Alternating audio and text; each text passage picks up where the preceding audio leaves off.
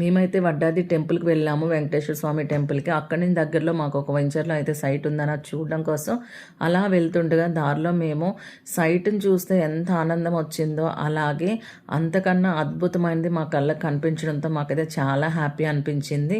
అదేంటి అని అనుకుంటున్నారా? మీరే చూస్తూ ఉండండి. కొత్తగా చూసే వాళ్ళు ఎవరైనా ఉంటే సబ్స్క్రైబ్ చేసుకోండి. ఇక ఆ వెంచర్కి వెళ్తున్న దగ్గరలో అయితే ఇలా శివపార్వతుల దర్శనం అయితే మాకు కలిగింది.